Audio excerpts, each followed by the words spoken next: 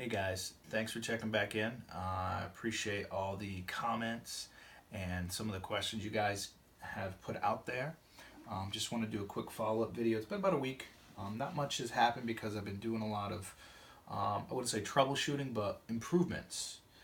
Making improvements to the cable mechanism. One, just tightening up where the tolerances were not tight enough or not true. For one of them, it was the gears meshing with the actual servo hubs. Case in point right here. Here's a little surprise for you. I did get this in. How tight the gears are meshed together here, so there's no slop, no play. Everything is tight where it should be. And one of the catalysts to that was the failure of the swivel hubs in here. Now, it doesn't mean they're a bad product. This is a swivel hub from Servo City. Its intended job is to have it mounted flush. Here it is, actually here.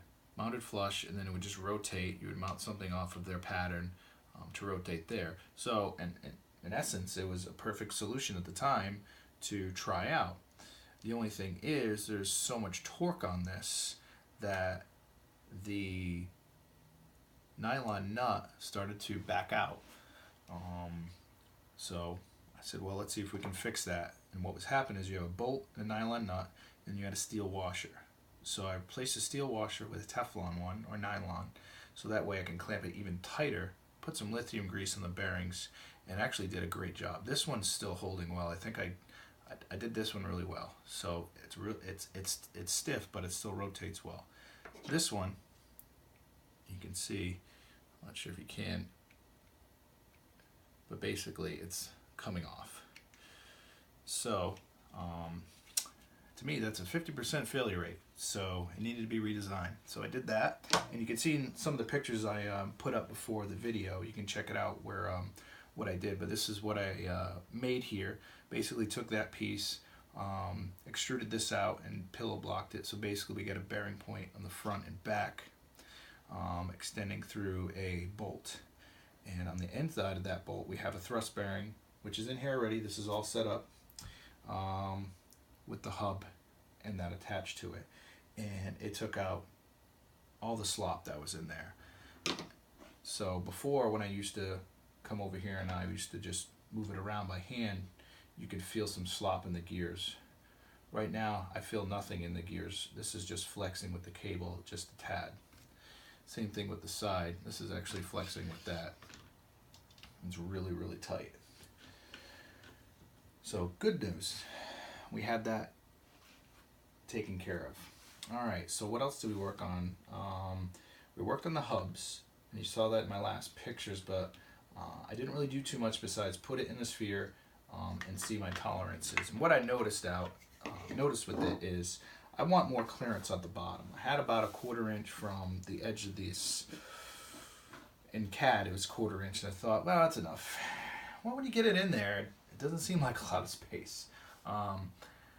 So I want to move, and I've already done it in CAD. I moved the turntable bearing on top of the plate, pretty much giving us another, I think it's 9 mil, another 9 millimeters below it. So perfect amount of clearance. It also gives us room for the gear, so to speak, that's going to drive the turntable itself. And that motor is back here, in case you were wondering again. So, not worried about the turntable at this point, really. It's going to stay in the same spot. It's just going to be moved up. I'm also have the plates remachined. I'm going to have this plate redone too as well, because the hole patterns are changing. Basically to accept the new electronics that are going to be on the way. I'm working on an entire system with some friends of mine over at CTR Electronics. They're going ahead and help me out with a system, which if it works out, I'll definitely post everything on it, because they're all-inclusive robotics control systems with live debugging, which is awesome, so you can debug right away. Okay, moving on, I did get my head swivel broached, and I think I had that hooked up. I can do that for you guys here in a little bit, but basically I just slipped it on here with a temporary shaft with a shaft collar. Both bearings are in the shaft collar at the bottom. You gears are meshed perfectly. I couldn't have asked for a better fit with that.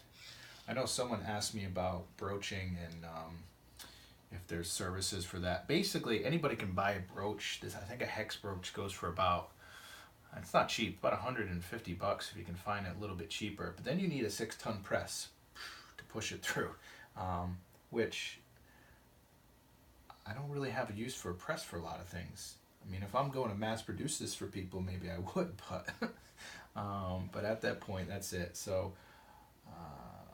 we'll cross that bridge when we get there, when we talk about broaching certain things. Because the 3 things that are broached on this are the 2 bevel gears and this. I believe that is the only pieces I have, those 3 pieces. So I'll get more into detail on that once the finishes are done and I do a tutorial on putting it together.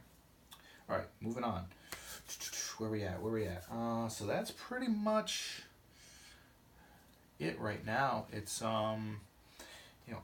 tighten up some loose areas. Go ahead and print out these things with the proper infill. This is just 10% with 2 walls just to test it. Believe it or not, it's pretty strong. So if I want to save on weight, I just do the same infill. I'm gonna print these in gray because the gray is cool. And I think it'll match the injected sphere that Kerry Christie's putting out. He said it was gray. I know the pictures were black, but I think I was just testing anyway. So, Kerry, you said gray. We like gray. Blue. Okay. Anyway, let's turn it on and check out the movements here, guys. So I think I got it set up the way it should be. Yeah. So we got our head moving. Got our head gimbal moving back and forth. Now, one of the things I noticed on this is how much smoother it runs with the cables nice and tight and just the proper tension. Because with these barrel adjusters, you can really adjust the tension loose and tight. Tighter, the better. I mean, you don't want to crank it down where it's breaking things, but it's working really well. I haven't reprinted anything, which I mean, I haven't reprinted the bevel box, the mast here, and this head gimbal with the recessed pieces, because I really just want to keep testing it and trying to break it. I hope not, but I mean, that's the idea, is test it to its limits. So as you can see, this works really well, and if I just remove one of these real quick and just plug it up in here, you can see the head go. So this is a HS 785 servo by Hi-Tech. So it's a multi-rotation servo. So it works really well. I'm pretty happy with that. One of the other things I want to touch base on before I end this video, I know it's getting a little long here, was people were, back when the red carpet droid was talked about, I think I turned that one off, yeah, was the bevel gears, on how they, was there a mechanical thing that rotated the motor, or was it in CAD? Now, I am a 100% believer now that it is solely software, because of the fact that if you watch, and seeing is believing, if you watch the video, you'll see that this back gear follows the same plane as the bevel box. So that way, you never see this gear rotate in either direction. As you can see here, this gear is rotating down towards me and then rotating away from me. If this bevel gear was rotating with the actual bevel box, this gear would not move, thus this axle wouldn't move, and you wouldn't get a 45-degree swing, which is pretty interesting when you saw it in the sphere. I was trying it out, I'm like, 45-degree. It was pretty cool. So in software, it's going to fix that 100%, guys. There's physically no mechanical way to rotate a motor that has a 3-stage gearbox efficiently. So definitely in software. So cool thing to see here. And I figured I'd share that with you guys. So all right, we're gonna end this here. If you guys have any questions, let me know.